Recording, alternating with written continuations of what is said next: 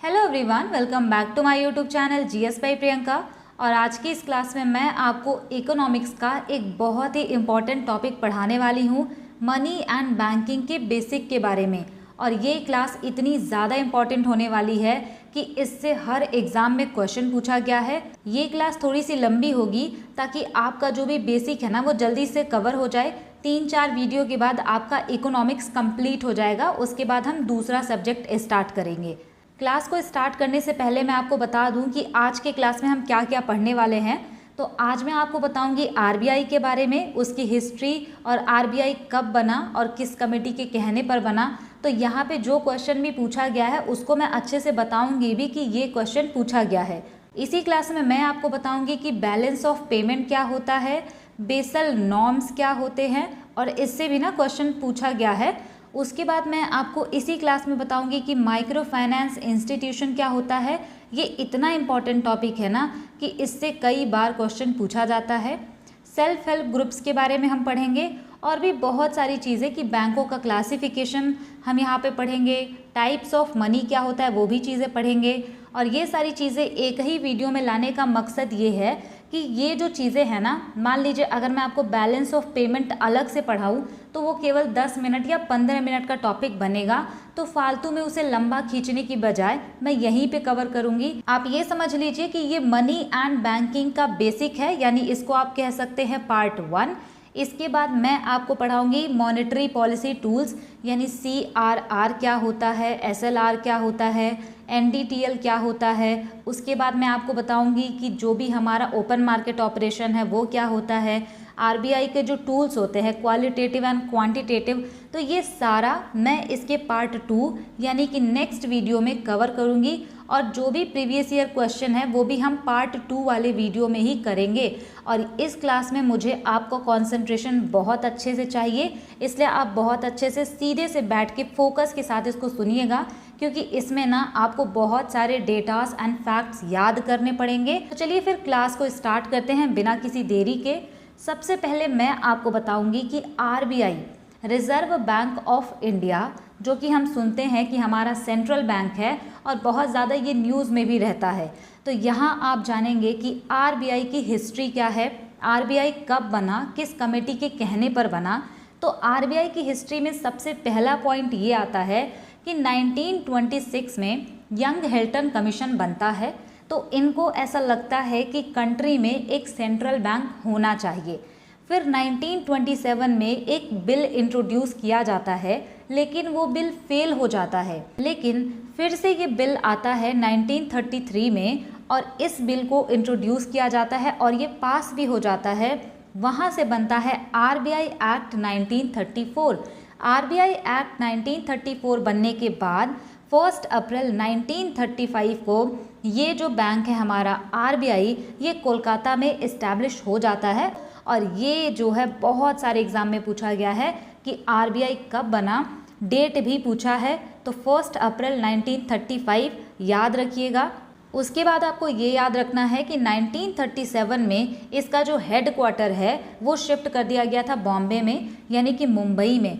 तो आप इसको ऐसे याद रखिएगा कि 1935 में आरबीआई बना, उसके 2 साल बाद इसका हेडक्वार्टर शिफ्ट कर दिया गया। और ये क्वेश्चन CHSL 2024 का है, तो इस वजह से आप इसको ज़रूर याद रखेंगे, लेटेस्ट क्वेश्चन है। नेक्स्ट यहाँ पे आपको एक चीज़ ये भी याद रखना है कि आरबीआई ने ना म्यांमार एंड पाकिस्तान के लिए भी काम किया था 1947 तक, जब तक इसका डिवीज़न नहीं हो गया था। अब हम बात करते हैं आरबीआई के गवर्नर्स के बारे में। तो सबसे पहले आपको ये याद रखना है कि आरबीआई के फर्स्ट गवर्नर कौन थे, यानी आरबीआई के प्रथम गवर्नर कौन थे। तो आरबीआई के प्रथम गवर्नर थे ऑसबॉर्न स्मिथ। आरबीआई के फर्स्ट गवर्नर के बारे में तो पता चल गया कि ऑसबॉर्न स्मिथ थे, लेकिन आपको याद रखना है ना कि आरबीआई के सेकंड गवर्नर थे जेम्स टेलर। और ऐसा इसलिए याद रखना है कि फर्स्ट गवर्नर बार बार एसएससी पूछता है, लेकिन कभी उनके मन में आ गया कि सेकंड गवर्नर पूछ लेते हैं, तो वो भी आप याद रखेंगे। अब यहाँ से ये पॉइंट जो है ये भी एग्जाम में पूछा हुआ है कि फर्स्ट इंडियन गवर्नर कौन थे, तो वो थे CD देशमुख। उसके बाद आपको याद रखना है कि 24 नंबर के गवर्नर थे डॉक्टर उर्जित पटेल और ये तब भी गवर्नर थे जब डीमोनेटाइजेशन हुआ था, यानी जब नोटबंदी हुई थी तब ये गवर्नर थे। ऐसा क्वेश्चन पूछा जा सकता है। 25th गवर्नर कौन है? शक्तिकांत दास जी। इस क्लास में आप जो जो पॉइंट पढ़ेंगे ना, एक एक पॉइंट इंपॉर्टेंट है और वेल रिसर्च्ड है प्रीवियस ईयर पेपर से, तो ज़रूर आप देखते चलिएगा। नेक्स्ट यहाँ पे आपको एक इन्फॉर्मेशन याद रखनी है कि आरबीआई को नेशनलाइज कर दिया गया था 1 जनवरी 1949। अब ये डेट मैंने इसलिए लिखी है ना क्योंकि पर्टिकुलर ऑप्शन में दे के डेट भी पूछा है। तो आरबीआई का राष्ट्रीयकरण अगर आपसे पूछे तो 1 जनवरी 1949 को हुआ था। जो मैंने आपको पढ़ाया वो मैं आपको समराइज़ कर देती हूँ। आरबीआई अगर आपसे पूछे कि कब बना था तो आरबीआई 1 अप्रैल 1935 में बना था। यंग हिल्टन कमीशन के रिकमेंडेशन पे बना था। आरबीआई एक्ट 1934 में आया था। अगर आपसे बात करें कि आरबीआई ने किसी और कंट्री के लिए भी काम किया था तो आंसर होगा हाँ, म्यांमार एंड पाकिस्तान के लिए 1947 तक आरबीआई ने काम किया था। अगर आपसे पूछे कि फर्स्ट गवर्नर कौन थे तो ऑसबॉर्न स्मिथ। सेकंड गवर्नर आपसे पूछे तो जेम्स टेलर। अगर आपसे पूछे कि फर्स्ट इंडियन गवर्नर कौन थे तो वो थे सीडी देशमुख। अगर आपसे पूछे कि आरबीआई का राष्ट्रीयकरण कब हुआ था तो 1 जनवरी 1949 को हुआ था। अब हम पढ़ेंगे कि आरबीआई के फंक्शंस क्या हैं, यानी कि आरबीआई के कार्य क्या हैं। तो पहला काम है इनका करेंसी प्रिंटिंग का। 1 रुपए के नोट को छोड़कर बाकी जितने भी नोट होते हैं ना उसको प्रिंट करता है आरबीआई। ये वाला पॉइंट मैंने आपको फंक्शंस ऑफ मनी वाले वीडियो में बहुत अच्छे से बताया है कि क्वाइंस कौन इशू करता है और करेंसी नोट्स कौन इशू करता है और कहाँ कहाँ पे क्वाइन मिंट होता है, कहाँ कहाँ पे करेंसी प्रिंट होती है। तो वो सारी चीज़ें मैंने आपको उस वीडियो में बता दिया है। अगर आपको याद है तो आप कॉमेंट सेक्शन में उसको ज़रूर लिखिएगा। दूसरा काम इनका है करेंसी सर्कुलेशन। अब यहाँ पे आपको एक चीज़ याद रखनी है, कभी भी स्टेटमेंट बना के पूछ दिया जाए कि ये जो मनी पहुंचता है मार्केट में इसको कौन पहुंचाता है, यानी ये जो मनी सर्कुलेट करता है मार्केट में, तो ये करने का काम भी आरबीआई करता है। नेक्स्ट आप याद रखेंगे कि इसको कहते हैं बैंकर्स बैंक, यानी ये बैंकों का बैंक है। जैसे हमारा बैंक होता है, हम वहाँ पे जाके अकाउंट खुलवाते हैं ना, वैसे जो हमारे बैंक होते हैं वो अपना अकाउंट आरबीआई में खुलवाते हैं। इसी वजह से हम आरबीआई को कहते हैं कि ये बैंकों का बैंक है। नेक्स्ट यहाँ पे है लेंडर ऑफ लास्ट रिजॉर्ट, यानी इसको आप ऐसे समझ सकते हैं कि मान लीजिए आपने बहुत जगह उधार मांगा किसी से पर आपको नहीं मिला, पर कोई तो ऐसा होगा ना जो कि आपको विश्वास होगा कि उसके पास मैं उधार मांगने जाऊंगा तो वो मुझे दे देगा। तो इसी वजह से समझ लीजिए इनको भी कहते हैं lender of last resort. Next यहाँ पे इनका काम है मेंटेन्स प्राइस स्टेबिलिटी, यानी ये जो है मूल्य स्थिरता को बना के रखते हैं। जैसे कि कई बार होता है ना कि डॉलर बहुत ज़्यादा स्ट्रांग हो जाता है, रुपये की वैल्यू गिरने लगती है, तो ये जो प्राइस स्टेबिलिटी है ना ये मेंटेन करने का काम भी आरबीआई का है। नेक्स्ट यहाँ पे है कस्टोडियन ऑफ फॉरेक्स, यानी जो हमारा फॉरेन एक्सचेंज रिजर्व है ना वो भी इन्हीं की कस्टडी में होता है। और द मोस्ट इम्पॉर्टेंट इनका जो फंक्शन है मॉनेटरी पॉलिसी, यानी मौद्रिक नीतियाँ बनाना, जिसको कि हम नेक्स्ट वीडियो में बहुत ही ज़्यादा डिटेल में कवर करेंगे और मैं आपको वहाँ पे इसको बहुत अच्छे से समझाऊंगी। बिलीव मी, आपको बहुत अच्छे से समझ में आ जाएगा कि मॉनेटरी पॉलिसी होता क्या है। CRR, SLR, repo rate, reverse repo rate, तो ये सारे जो टेक्निकल टर्म हैं एक्चुअली में ये टेक्निकल है नहीं, बस केवल दिखते हैं आपको। ये नेक्स्ट वीडियो में आपको बहुत अच्छे से समझ में आएगा। नेक्स्ट आपको एक चीज़ यहाँ से याद रखनी है कि आरबीआई जो है सारे बैंकों को रेगुलेट करता है, जैसे कि किस बैंक को लाइसेंस देना है या किस बैंक का लाइसेंस रद्द करना है, तो सारी चीज़ें जो हैं आरबीआई कंट्रोल करता है। तो ये जो कंट्रोल करते हैं ना सारे बैंक को, तो ये बैंकिंग रेगुलेशन एक्ट 1949 के अंडर में ही ये सारे बैंकों को रेगुलेट करते हैं, यानी सारे बैंकों को रेगुलेट करने का पावर इनको बैंकिंग रेगुलेशन एक्ट 1949 से मिलता है। अभी यहाँ पे आपने पढ़ लिया कि आरबीआई कब बना, आरबीआई का फंक्शन क्या है। यहाँ तक कोई भी चीज़ टेक्निकल नहीं थी, आप आराम से फोकस के साथ याद करते हुए चलिएगा। नेक्स्ट यहाँ पे आपको मैं पढ़ाना चाहती हूँ टाइप्स ऑफ मनी। बहुत छोटा सा है ये, इसके लिए अलग से वीडियो बनाने की ज़रूरत नहीं थी। अगर आप गूगल सर्च करेंगे या फिर आप यूट्यूब वीडियो बहुत सारी देखते हैं तो वहाँ पे आपको जो टाइप्स ऑफ मनी है ना वो आपको बहुत ज़्यादा कैटेगरीज में मिलेगा। मतलब कहीं पे आप देखेंगे कि हॉट मनी है, प्लास्टिक मनी है, पेपर मनी है, मेटालिक मनी है। तो ये सारा जो मनी का टाइप्स है ना, बहुत सारे हैं, लेकिन किस बेसिस पे उसको कैटेगराइज किया है उसी के हिसाब से ये टाइप्स भी अलग अलग होते हैं। लेकिन ये जो है एसएससी सीएचएसएल 2024 में क्वेश्चन पूछा गया था, उसी के आधार पे मैं जो आपको टाइप्स ऑफ मनी पढ़ा रही हूँ, ये जो टाइप्स ऑफ मनी है ये उसकी वैल्यू के बेस पे बांटा हुआ है। तो ये जो है 4 तरीके की हमारी मनी होती है इसकी वैल्यू के आधार पर, जो कि ये हमें गारंटी करता है। सबसे पहला होता है फियाट मनी, दूसरा है कमोडिटी मनी, तीसरा है फिड्यूशरी मनी, चौथा है कॉमर्शियल बैंक मनी।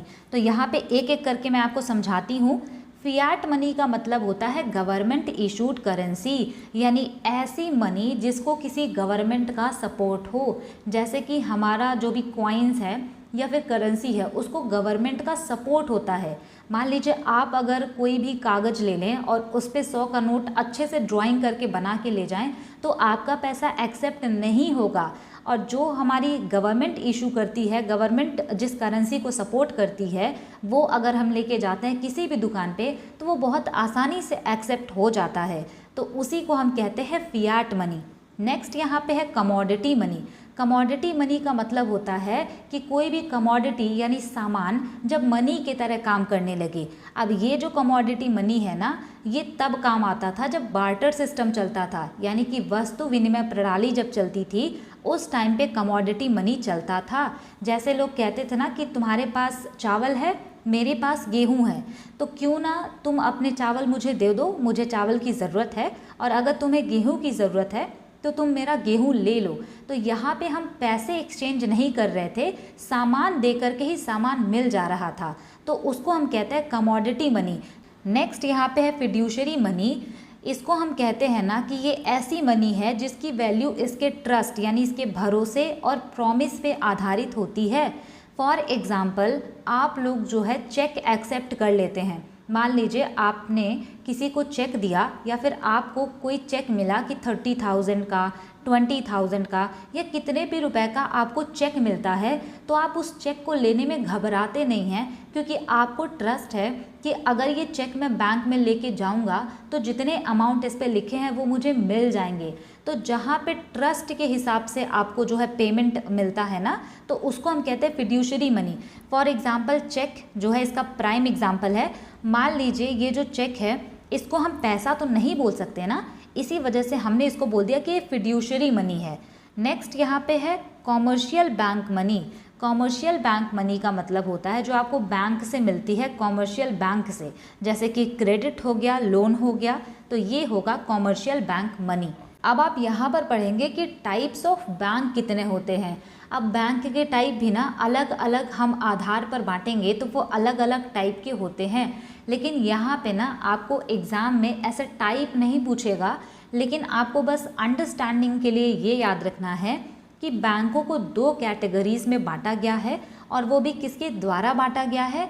तो आरबीआई एक्ट 1934 के थ्रू बैंकों को 2 भागों में डिवाइड किया गया है। पहला है यहाँ पर स्केड्यूल बैंक्स, दूसरा होता है नॉन स्केड्यूल बैंक्स। अब इसको जो है स्केड्यूल बैंक्स को भी फर्दर क्लासीफाई किया गया है।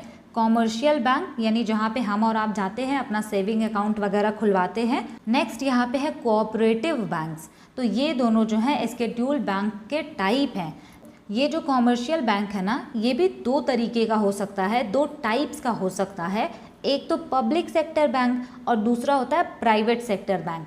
पब्लिक सेक्टर बैंक मतलब जिसको गवर्नमेंट ओन करती है, जैसे कि एसबीआई हो गया, और भी बहुत सारे बैंक के एग्जाम्पल हैं जो कि पब्लिक सेक्टर बैंक हैं। लेकिन अगर आपसे बोले कि प्राइवेट सेक्टर बैंक, तो जैसे एचडीएफसी है तो उसको हम प्राइवेट सेक्टर बैंक में रखते हैं, जिसको प्राइवेट कोई इंडिविजुअल ओन करता है। तो यही होता है public sector bank and private sector bank. अगर हम बात करें कोऑपरेटिव बैंक्स की, तो कोऑपरेटिव बैंक्स होते हैं वो बैंक जो कि कोऑपरेटिव सोसाइटीज़ एक्ट 1912 के अंडर में रजिस्टर होते हैं ना, उनको हम कहते हैं कि ये कोऑपरेटिव बैंक्स हैं। और कोऑपरेटिव बैंक्स को रेगुलेट करने का काम आरबीआई करता है, यानी हमारा जो सेंट्रल बैंक है, रिजर्व बैंक ऑफ इंडिया, ये रेगुलेट करता है कोऑपरेटिव बैंक्स को। अब ये चीज़ भी काफ़ी ज़्यादा इम्पॉर्टेंट है, स्टेटमेंट में क्वेश्चन पूछा जा सकता है, तो ज़रूर याद रखिएगा। नेक्स्ट यहाँ पे आपको पढ़ना है हिस्ट्री ऑफ बैंकिंग। ये जो बैंक हम कर रहे हैं अभी तक, तो ये बैंक की हिस्ट्री क्या है, बैंक सबसे पहले कब बना और इंडिया में जो है कैसे ये बैंक बना। तो सबसे पहले हम बात करते हैं कि वर्ल्ड का पहला बैंक। लेकिन यहाँ पे ना आपको एक चीज़ ध्यान देना है कि ये जो हम यहाँ पे पढ़ रहे हैं कि दुनिया का सबसे पहला बैंक कौन था जो कि अभी एग्जिस्टिंग नहीं है, यानी कि वो दुनिया का पहला बैंक था लेकिन आज वो एग्जिस्ट नहीं करता, तो वो था मेडिसी बैंक इटली का। अगर हम बात करते इंडिया का पहला बैंक कौन था, फर्स्ट बैंक ऑफ इंडिया, तो ये था बैंक ऑफ हिंदुस्तान जो कि 1770 में बना था कोलकाता में। तो ये भी आप याद रखेंगे क्योंकि एक एग्ज़ाम में क्वेश्चन के साथ पूछा हुआ है कि इंडिया का पहला बैंक कौन सा था, तो बैंक ऑफ हिंदुस्तान जो 1770 में बना था कोलकाता में। नेक्स्ट यहाँ पे ये चीज़ आपको याद रखनी है कि इसके बाद 1806 में बैंक ऑफ कलकत्ता बना, 1840 में बैंक ऑफ बॉम्बे बना, 1843 में बैंक ऑफ मद्रास बना। इन्हीं तीनों बैंक को ना बाद में मर्ज कर दिया जाता है और इसको एक बना दिया जाता है। इसको जो है 1921 में मर्ज करने के बाद इसका नाम दिया जाता है imperial bank of India. Imperial bank of India जो कि बना था 1921 में, इन तीन बैंकों के मर्ज होने के बाद इसी को हमने 1955 में नाम दे दिया SBI। नेक्स्ट यहाँ पे आपको एक फैक्ट याद रखना है कि पहला इंडियन ओन्ड बैंक, यानी जिसको ना पूरी तरीके से इंडियंस के द्वारा ओन किया गया और उन्हीं के द्वारा ऑपरेट किया गया, तो वो था पंजाब नेशनल बैंक, जिसको कि 1894 में इस्टेब्लिश किया था लाला लाजपत राय जी ने। और लाहौर में, क्योंकि उस टाइम पे बंटवारा हुआ नहीं था, तो लाहौर में जो है इन्होंने इसको इस्टेब्लिश किया था। तो ये जो है पहला इंडियन ओन्ड बैंक था पंजाब नेशनल बैंक PNB। यहाँ से हम बहुत छोटे छोटे कॉन्सेप्ट पढ़ेंगे जो कि ऐसे सीधे क्वेश्चन नहीं आता, लेकिन स्टेटमेंट में बहुत ज़्यादा क्वेश्चन आता है और ये फैक्ट वाला क्वेश्चन तो बहुत बहुत ज़्यादा इंपॉर्टेंट है। तो यहाँ पे आपको पढ़ना है regional rural banks. Regional rural banks जैसा कि नाम से ही समझ में आ रहा है कि ये ऐसे बैंक्स होते हैं जो कि रूरल एरियाज़ यानी गांव के जो एरियाज़ हैं वहाँ पे बैंकिंग फैसिलिटीज़ प्रोवाइड करते हैं। यानी कि ऐसे बैंक्स जो कि रूरल एरियाज़ में यानी गांव के एरियाज़ में लोगों को फाइनेंशियल सर्विसेज प्रोवाइड करते हैं, बैंकिंग सर्विसेज प्रोवाइड करते हैं। तो यहाँ पे पहला लिखा भी है मैंने कि प्रोवाइड बैंकिंग सर्विसेज, ये जो है बैंकिंग की सर्विसेज प्रोवाइड करते हैं।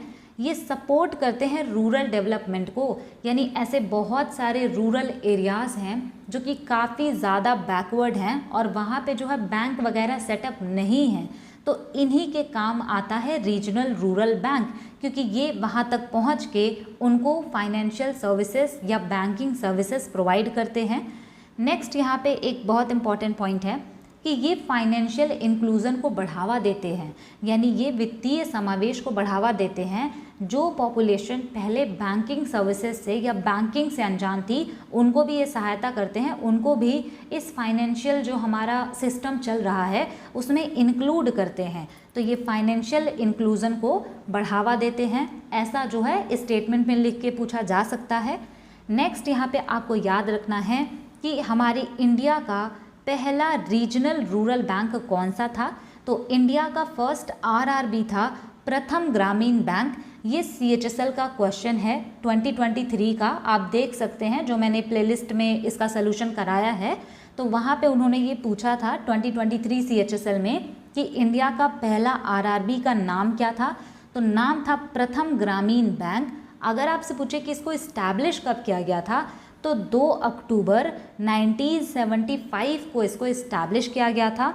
और पर्टिकुलर लोकेशन आपसे पूछा है एग्ज़ाम में, तो मुरादाबाद उत्तर प्रदेश। तो यहाँ से बहुत बारी क्वेश्चन बना है और बहुत ज़्यादा इम्पॉर्टेंट है, इसीलिए मैं कह रही हूँ कि आप सीधे होकर बैठिएगा और बहुत फोकस के साथ इस लेक्चर को देखिएगा, क्योंकि यहाँ पे चीज़ें आपको याद करने वाली हैं। फिर भी मेरे से जितना हो पा रहा है मैं इसको इंटरेस्टिंग बनाने की कोशिश करूँगी। अब यहाँ से आपको एक चीज़ और याद करनी है जो कि मेंस के पर्सपेक्टिव से इम्पॉर्टेंट हो सकता है, क्योंकि मेंस में जो है ना वन लाइनर ना पूछ के कभी कभी थोड़ा सा टेक्निकल पूछता है।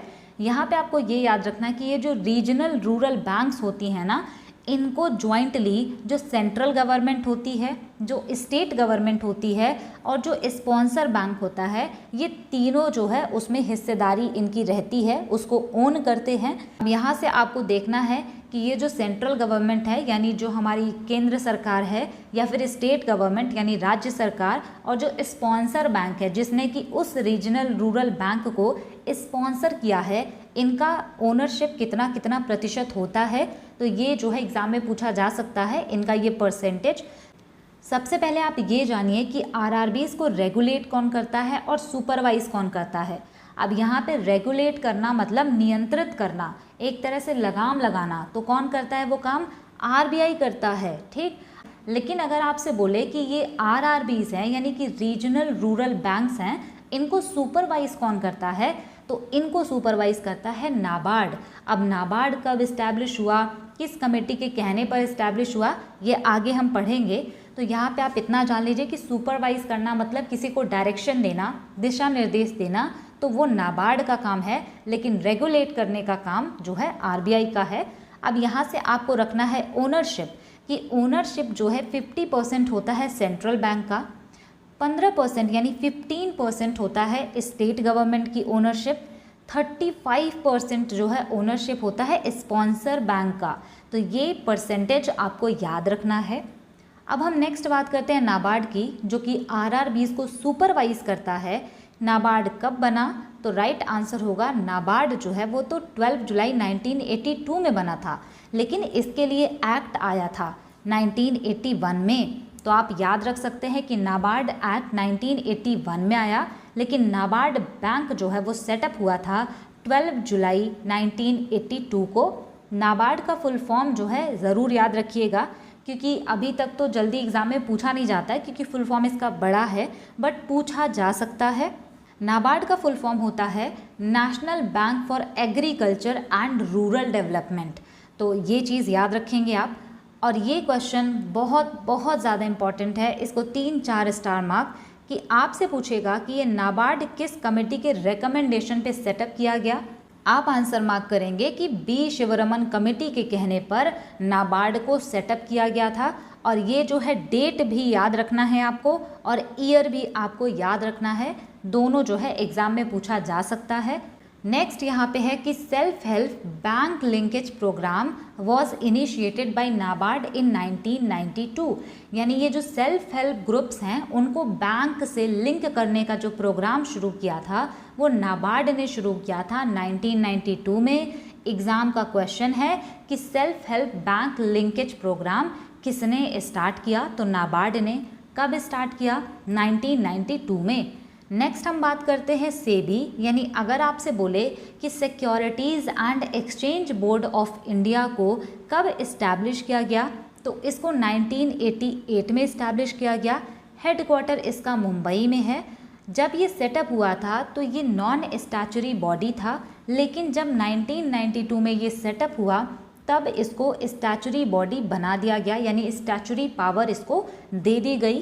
तो याद रखिएगा कि सेबी सेटअप 1988 में हुआ और इसको जो है सेबी एक्ट आया 1992 में। अब यहाँ से आप मुझे कमेंट करके बताएंगे कि सेबी की चेयरपर्सन कौन है। नेक्स्ट यहाँ पे बात करते हैं SIDBI, and very very important, ये शायद CPO 2024 या CHSL इन्हीं दोनों किसी में पूछा है, वो भी 2024 में ही, कि सिडबी का हेडक्वार्टर कहाँ पे है, तो लखनऊ में। सिडबी कब इस्टेब्लिश किया गया, तो 1990 में। तो यहाँ पे आपको याद रखना है कि सिडबी बना था 1990 में, इसका हेडक्वार्टर लखनऊ में है। अब यहाँ पे सिडबी का फुल फॉर्म इम्पॉर्टेंट नहीं है, इसीलिए मैंने आपको नहीं बताया, लेकिन ये जो सेबी का फुल फॉर्म है बहुत पहले एग्जाम में पूछा हुआ है।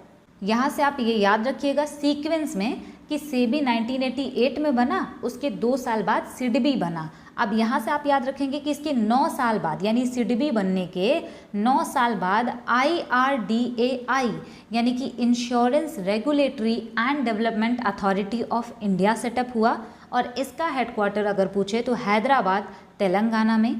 इतनी सारी चीज़ें पढ़ने के बाद आपको पढ़ना है माइक्रो फाइनेंस इंस्टीट्यूशन, सूक्ष्म वित्तीय संस्थान। और ये इतना इम्पॉर्टेंट है कि अगर आपने मेरी इकोनॉमिक्स की जो वीडियो है देखा होगा, जो मैंने MTS का कराया है सोल्यूशन 2023 का, उसमें इतना ज़्यादा क्वेश्चन पूछा है ना माइक्रो फाइनेंस इंस्टीट्यूशन से कि CGL और CHSL से ज़्यादा क्वेश्चन MFI से MTS में पूछा गया है।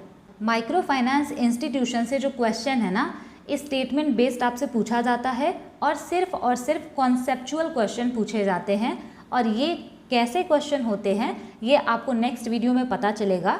जब हम मॉनेटरी पॉलिसी वगैरह करेंगे तो सारे क्वेश्चन उसी वीडियो में एक साथ करेंगे। यहाँ से आपको याद रखना है कि micro finance institution offers financial services to low income groups, यानी कि ये उन लोगों को लोन प्रोवाइड करते हैं या फाइनेंशियल सर्विसेज प्रोवाइड करते हैं जो कि लो इनकम ग्रुप से बिलोंग करते हैं, यानी जिनकी आय बहुत कम होती है। कितनी कम होती है? 1,25,000 पर एनम। तो इतनी जिनकी एक साल की इनकम होती है या उससे कम होती है, इनको ये फाइनेंशियल सर्विसेज प्रोवाइड करते हैं। अगर हम बात करें कि मैक्सिमम कितना जो है इनकम होगा तब आप लोन नहीं दे सकते, तो 3 लाख जो है मैक्सिमम है, यानी इससे ज़्यादा किसी की इनकम है तब ये लोन नहीं दे सकते। और ये जो लोन देते हैं ना, ये कोलेट्रल फ्री लोन होता है। अब आप यहाँ पे ना एक चीज़ यहाँ पे देख लीजिए कि ये जो कोलेट्रल फ्री लोन है इसका क्या मतलब होता है। और ये क्वेश्चन MTS 2023 का है, वहाँ पे आपसे सीधा क्वेश्चन पूछा था कि कोलेट्रल फ्री का मतलब क्या होता है। तो कोलेट्रल फ्री का मतलब ये होता है कि आपको कोई चीज़ गिरवी नहीं रखना पड़ता। अगर आप बैंक्स में जाते हैं लोन लेने तो वहाँ पे आपको अपना एसेट दिखाना पड़ता है, यानी कि प्रॉपर्टी के पेपर्स दिखाने पड़ते हैं, या फिर आपका कोई भी एसेट है तो वो आपको बैंक को दिखाना पड़ता है और एज अ सिक्योरिटी, यानी कि कुछ ना कुछ आपको गिरवी रखना पड़ता है, तब जाके लोन मिलता है।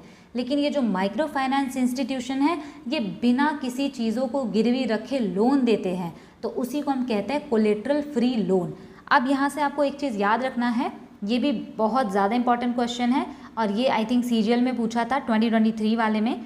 यहाँ पे आपसे पूछेगा कि father of micro finance institution कहते किसे हैं, यानी कि सूक्ष्म वित्तीय संस्थान के जनक किसको कहते हैं। तो ये बोलते हैं मोहम्मद यूनुस को, जो कि अभी बांग्लादेश की गवर्नमेंट चला रहे हैं, बांग्लादेश में तख्ता पलट होने के बाद। मोहम्मद यूनुस जो हैं इन्होंने ग्रामीण बैंक इस्टेब्लिश किया था बांग्लादेश में 1983 में। इसी वजह से इनको father of micro finance institution कहा जाता है और इनको नोबेल पीस प्राइज़ मिला था इसी की वजह से 2006 में। तो ये पर्टिकुलर ईयर पूछा हुआ है एग्ज़ाम में। अब यहाँ से आपको ये याद रखना है कि इंडिया का पहला माइक्रो फाइनेंस इंस्टीट्यूशन कौन सा था, तो वो था सेवा बैंक। अब यहाँ पे अगर आप गूगल करेंगे तो कंफ्यूज मत होइएगा।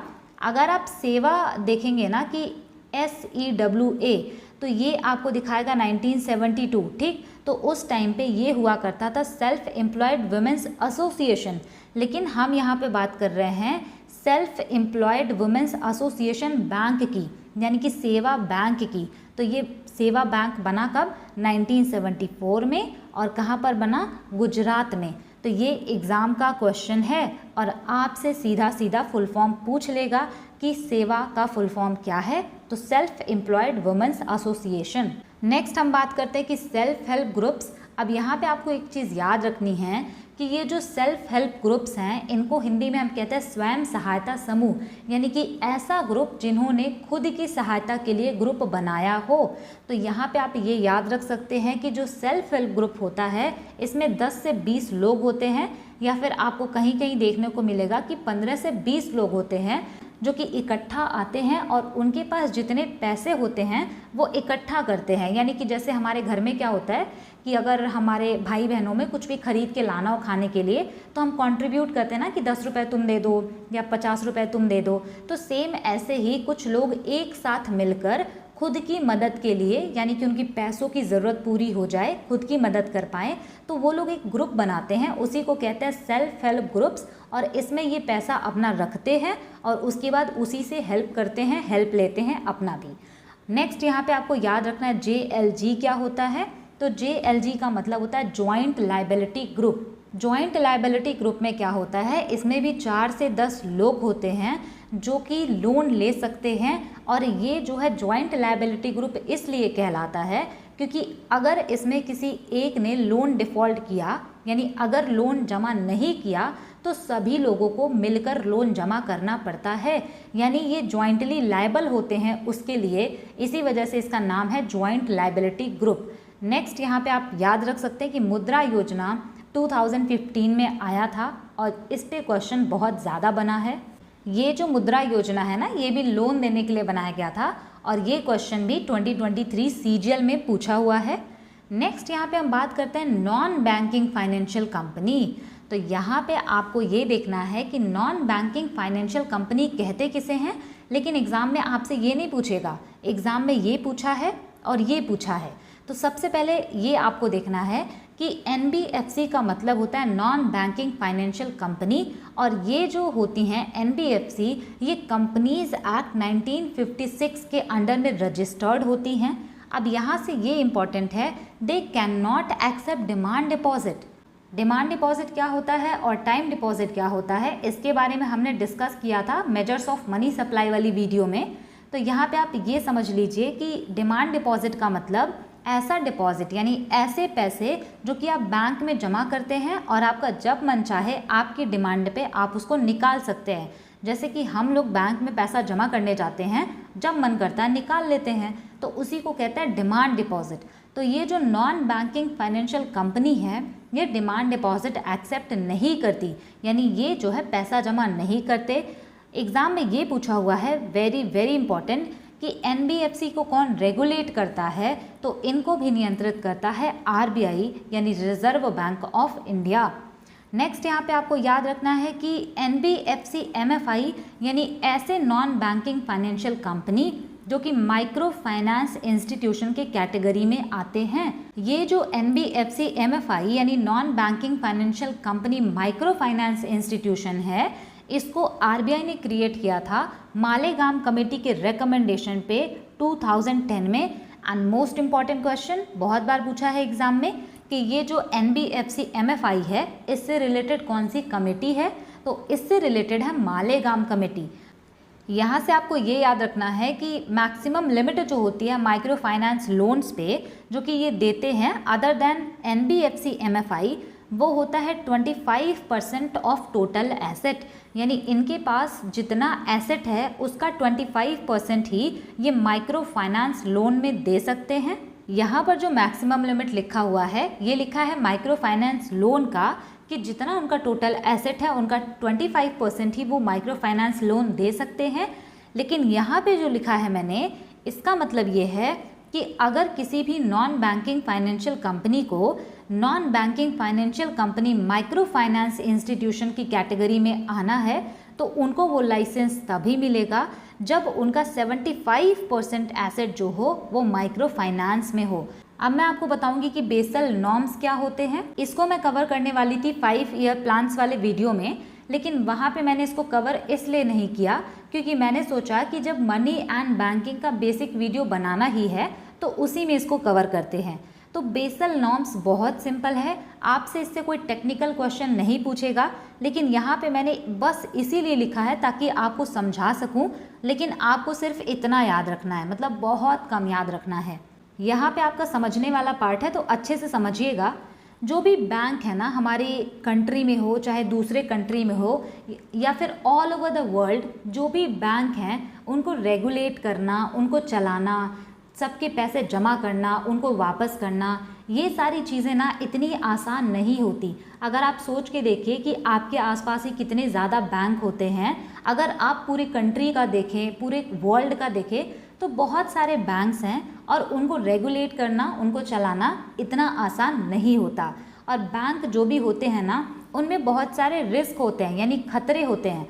कौन कौन सा खतरा होता है इनको? एक तो होता है इनको क्रेडिट का रिस्क, दूसरा होता है इनको मार्केट का रिस्क, तीसरा होता है इनको ऑपरेशनल रिस्क। अब यहाँ पे ये जो है मार्केट रिस्क, ऑपरेशनल रिस्क और क्रेडिट रिस्क, ये क्या होता है ये मैं आपको डिटेल में बताऊंगी। सबसे पहले आप समझिए कि क्रेडिट रिस्क क्या होता है। क्रेडिट रिस्क का मतलब ये होता है कि मान लीजिए हम बैंक में जाते हैं अपना पैसा जमा कराने, और ये जो पैसा बैंक में जमा होता है वही पैसा ये बैंक वाले किसी और को लोन में दे देते हैं। अब अगर मान लीजिए कोई भी इंसान लोन लेता है तो उसमें बहुत ज़्यादा रिस्क होता है, और ये जो बैंक है ये अपने पैसे का तो लोन देती नहीं है, जो भी डिपॉजिटर का पैसा होता है, यानी जो हमने जमा किया होता है पैसा, वही पैसा ये हमारे इंटरेस्ट रेट से ज़्यादा इंटरेस्ट रेट पे किसी को लोन दे देते हैं। तो अगर ये जितना ज़्यादा लोन देते जाएंगे तो उतना ही जो है रिस्क बढ़ता जाता है कि क्या पता जिसने लोन लिया हो वो ना रहे, या फिर जिसने लोन लिया हो वो डिफ़ॉल्ट कर जाए या लोन वापस ना करे। तो ये जो है बहुत ज़्यादा रिस्क होता है इनको, तो इसी को हम कहते हैं क्रेडिट रिस्क। दूसरा यहाँ पे अब हम बात करते हैं कि मार्केट रिस्क क्या होता है। अब जैसा कि आप सब जानते होंगे कि जो भी हमारा बैंक होता है उनके पास केवल और केवल कैश ही नहीं होता, उनके पास कुछ और भी चीज़ें होती हैं, जैसे गोल्ड होता है उनके पास, शेयर होता है, सिक्योरिटीज़ एंड बॉन्ड होता है, रियल एस्टेट होता है, और भी कुछ इनकी इन्वेस्टमेंट होती हैं। तो ये सारी इन्वेस्टमेंट भी काफ़ी ज़्यादा खतरे में रहती हैं, क्योंकि मान लीजिए कोई बैंक है, इसने बहुत ज़्यादा गोल्ड अपने पास रखा हुआ है, लेकिन क्या हो अगर गोल्ड की कीमत अचानक से बहुत कम हो जाए तो इनको नुकसान होता है। अगर हम बात करें शेयर की, सिक्योरिटी की या फिर बॉन्ड की, तो उनकी भी कीमत में अगर मान लीजिए बहुत ज़्यादा कमी आ जाती है तो बैंकों को बहुत नुकसान होता है। तो ये सारे जो रिस्क उठाने पड़ते हैं बैंक को, तो इसको हम रखते हैं मार्केट रिस्क के कैटेगरी में।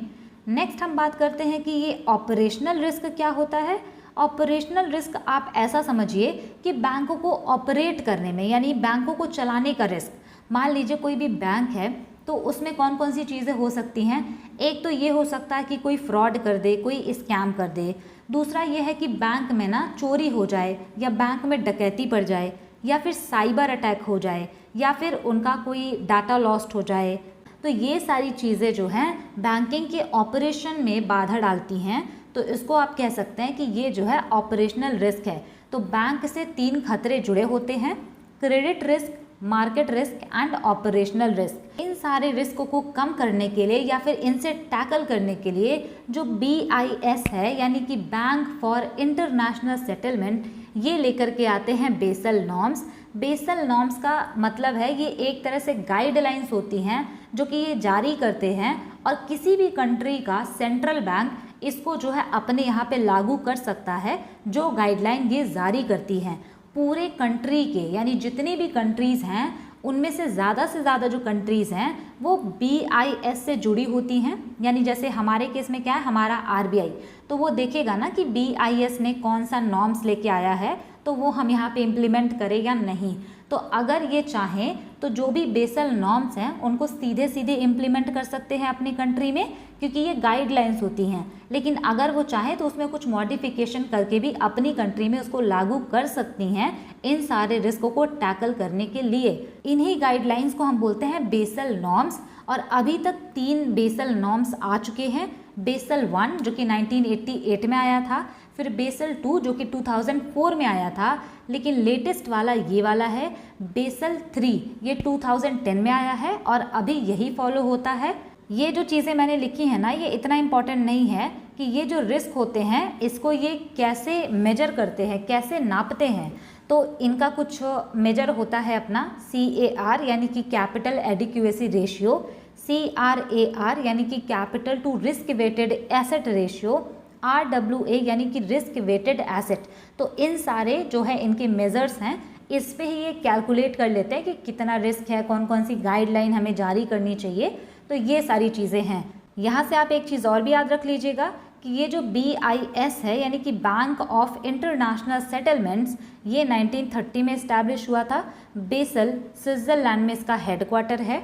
अब यहाँ से आपको याद रखना है ना कि बेसल की एक कमेटी है ऑन बैंकिंग सुपरविज़न, जिसको कि हम कहते हैं BCBS, और यही जो है वो नॉर्म को डेवलप करता है। बेसल नॉर्म्स पढ़ने के बाद अब मैं आपको बताने वाली हूँ कि बैलेंस ऑफ पेमेंट क्या होता है।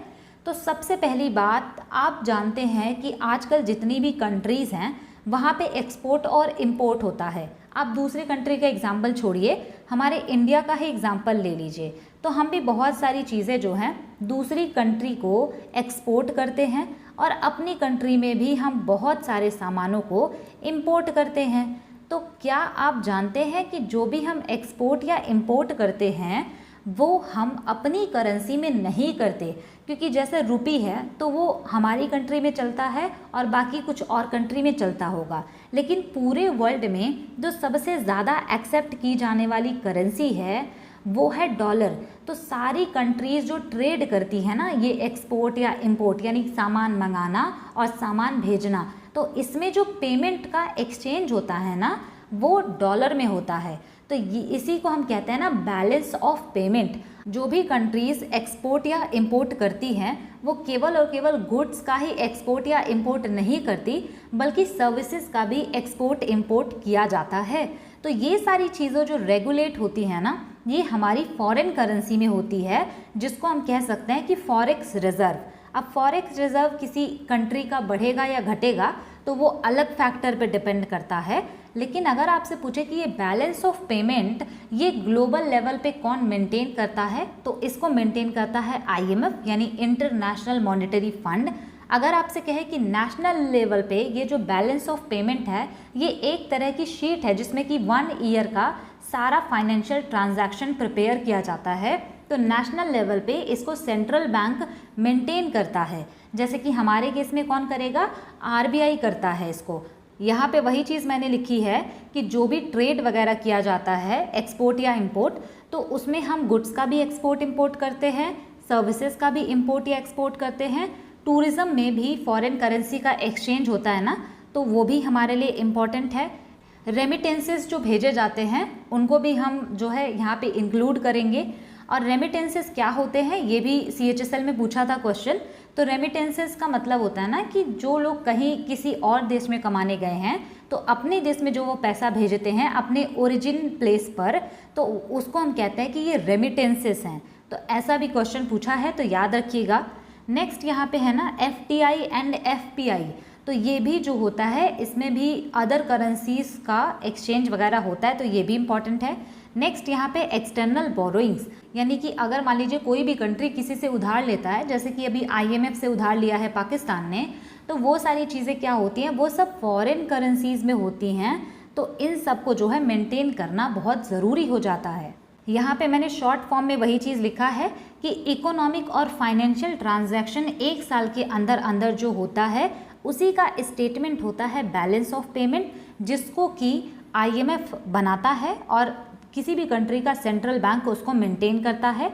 ग्लोबल लेवल पे IMF उसको मेंटेन करता है। अब ये जो बैलेंस ऑफ पेमेंट होता है ना, इसमें 2 अकाउंट होते हैं, एक तो होता है करंट अकाउंट और दूसरा होता है कैपिटल अकाउंट। अब करंट अकाउंट में 2 चीज़ें आती हैं, एक तो आता है बैलेंस ऑफ इनविजिबल्स, यानी ऐसी चीज़ें जिसको कि आप देख नहीं सकते, जैसे कि सर्विसेज क्या होती हैं उनको आप देख नहीं सकते, तो वो आपका आएगा बैलेंस ऑफ इनविजिबल्स में। और जो भी हम ट्रेड करते हैं यानी गुड्स का, सामान का, वो आता है बैलेंस ऑफ विजिबल्स में, क्योंकि उसको हम देख सकते हैं, तो इसको हम कह देते हैं बैलेंस ऑफ ट्रेड BOT। इतनी डिटेल में आपको जो है एग्ज़ाम में नहीं पूछेगा, सिर्फ आपको समझाने के लिए मैं ये सारी चीज़ें बता रही हूँ। नेक्स्ट यहाँ पे है कैपिटल अकाउंट, तो इसमें जो आता है ना इन्वेस्टमेंट आता है और जो भी लोन वगैरह लिया जाता है वो इसमें काउंट होता है। तो जब कोई भी कंट्री का सेंट्रल बैंक इसको मेंटेन करता है ना, तो वहाँ से एक बहुत ही क्लियर पिक्चर पता चल जाती है कि हमारा फॉरेक्स कम हो रहा है या फिर ज़्यादा हो रहा है, कहाँ से हमें फॉरेन करेंसी ज़्यादा मिल रही है और कहाँ पे हम फॉरेन करेंसी ज़्यादा खर्च कर रहे हैं। तो इन सारी चीज़ों का क्लियर आइडिया लग जाता है बैलेंस ऑफ पेमेंट से। 1990 में बैलेंस ऑफ पेमेंट क्राइसिस हो गया था इंडिया में। बैलेंस ऑफ पेमेंट क्राइसिस का मतलब ये है कि आपके पास पेमेंट करने के लिए बैलेंस ना हो, जैसे कि इंडिया में हुआ 1990 में। तो हमारे पास उस टाइम में इंपोर्ट करने तक के पैसे नहीं थे, हमारे फॉरेक्स रिजर्व में कुछ भी नहीं बचा हुआ था।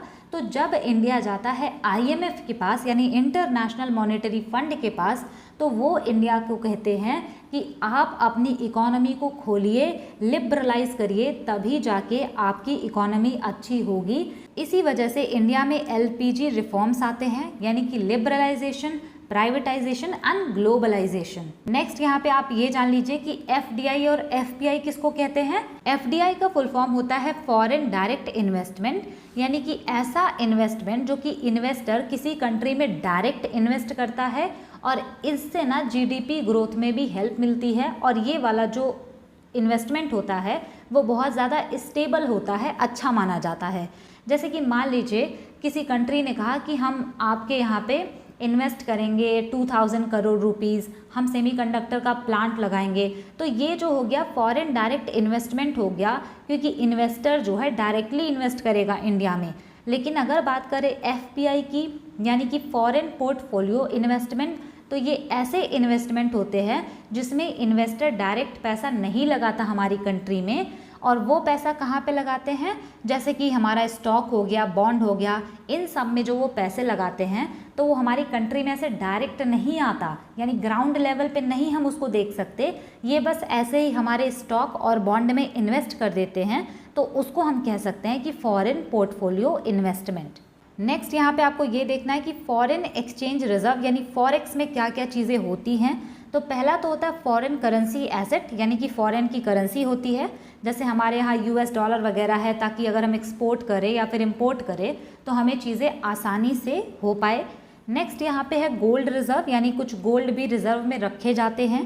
स्पेशल ड्राइंग राइट्स यानी एसडीआर रखा जाता है, और इसमें आता है US dollar, yen, pound, euro and Chinese renminbi, ये सारी चीज़ें जो हैं रखी जाती हैं। नेक्स्ट यहाँ पे रिवर्स ट्रांसपोजिशन, किसी भी कंट्री का वो कोटा होता है जो कि आईएमएफ में होता है, जिसको मान लीजिए अगर किसी कंट्री पे बहुत ज़्यादा संकट आ गया, क्राइसिस आ गया, तो वो कंट्री वो जो अपना हिस्सा है वो आईएमएफ से ले सकती है बिना किसी इंटरेस्ट के, यानी बिना किसी इंटरेस्ट का पेमेंट किए वो जो है कंट्री वहाँ से ले सकती है, उसी को हम कहते हैं रिवर्स ट्रांसपोजिशन। नेक्स्ट यहाँ पे मैंने इसको थोड़ा शॉर्ट में लिख दिया है कि बीओपी क्राइसिस हो गया था इंडिया में 1991 में, उसके लिए एलपीजी रिफॉर्म्स लाए गए, तब जाके हमारी इकोनॉमी की हालत थोड़ी सुधर गई थी।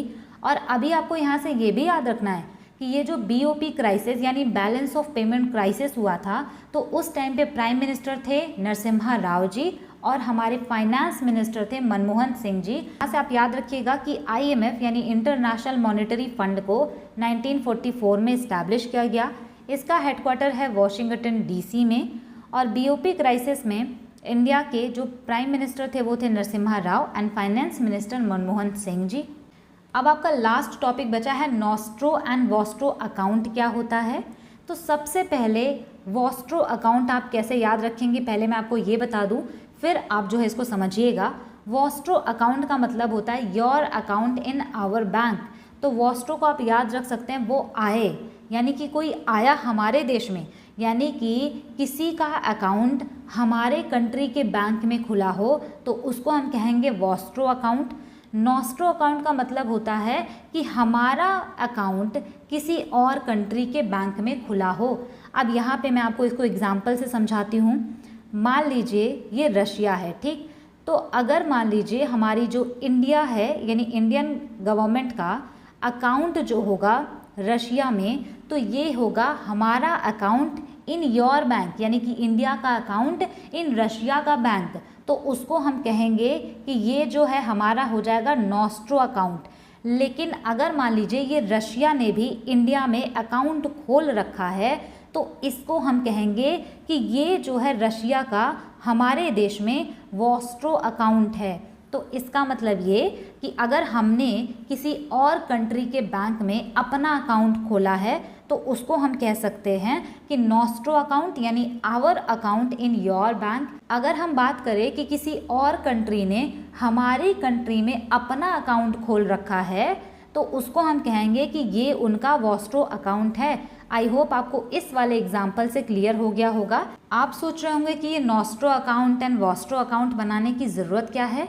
तो इसकी वजह से जो भी हम करेंसी पे करते हैं ना उसमें बहुत ज़्यादा आसानी हो जाती है। मान लीजिए हमारा जो इंडिया है इसका नॉस्ट्रो अकाउंट है रशिया में। अब हमने S-400 मिसाइल परचेज़ किया रशिया से और हमको जो है इनको पेमेंट देना है डॉलर में, तो हम क्या कहेंगे कि हमारा जो अकाउंट है ना नॉस्ट्रो वाला तुम्हारे पास, उसमें कुछ पैसे पड़े होंगे, उसको तुम काट लेना, यानी कि हमको उसमें ना अलग से पे करने की ज़रूरत नहीं पड़ेगी। जो पैसे हमने उनके देश में बैंक अकाउंट खुलवा करके जमा कर रखे हैं हम उनसे कहेंगे कि वो जो हमारा पैसा है तुम उसी में से काट लो, तो इसको हम कह देंगे कि यही फ़ायदा है नॉस्ट्रो अकाउंट का। तो सेम केस रसिया का भी है, तो यही सेम केस ना हर कंट्री के साथ होता है। नॉस्ट्रो एंड वॉस्ट्रो अकाउंट ज़रूरी होता है। और एक होता है लोरो अकाउंट, यानी कि यहाँ पे इंडिया एंड रशिया के बीच में सेटलमेंट ना हो गए, किसी तीसरी जो है थर्ड पार्टी का भी इन्वॉल्वमेंट होता है। तो वो चीज़ें बता के मैं आपको कंफ्यूज नहीं करना चाहती। आपसे ना एग्ज़ाम में सिर्फ इतना पूछेगा कि नॉस्ट्रो अकाउंट क्या होता है, तो आप बताइएगा कि ये होता है our account in your bank, यानी हमारा अकाउंट आपके बैंक में, आपकी कंट्री में। वॉस्ट्रो का मतलब होता है your account in our bank, यानी कि तुम्हारा अकाउंट मेरी कंट्री में। तो बस इतना आपको याद रखना है, ज़्यादा लोड नहीं लेना है। यहाँ पर आपकी क्लास एंड होती है मनी एंड बैंकिंग का पार्ट 1। पार्ट 2 में आपको पढ़ना है मॉनेटरी पॉलिसी टूल्स क्या होते हैं, और उसके बाद ये जो हमने पढ़ा है ना नॉस्ट्रो वॉस्ट्रो या फिर माइक्रो फाइनेंस इंस्टीट्यूशन, तो इन सब से जो भी क्वेश्चन बना होगा मैं आपको मॉनेटरी पॉलिसी टूल्स के साथ में ही उसको सॉल्व करवा दूंगी। और क्वेश्चन बहुत ज़्यादा बने हैं इससे, आप खुद देख पाएंगे कि कितने ज़्यादा क्वेश्चन पूछे जाते हैं। आपको ये वीडियो कैसी लगी मुझे कमेंट करके ज़रूर बताइएगा। और मुझे पता है कि ये क्लास में ना बहुत ज़्यादा चीज़ें याद करने वाली थी, तो बताना तो पड़ेगा ना, क्योंकि ये चीज़ें बहुत ज़्यादा इंपॉर्टेंट हैं। अगर आपने पहले इकोनॉमिक्स कहीं से पढ़ रखा होगा या फिर आपने पहले एग्ज़ाम कभी दिया होगा, तो आपको पता होगा कि इसकी इम्पॉर्टेंस क्या है। तो क्लास कैसी लगी इसको ज़रूर बताइएगा। और नेक्स्ट क्लास में आने से पहले ये जो चीज़ें हैं आपको जो मैंने बताया, इसको थोड़ा बहुत रिवाइज कर लीजिएगा। 10 मिनट से ज़्यादा आपको नहीं लगेगा। Thanks for watching, stay tune, keep learning, keep working hard.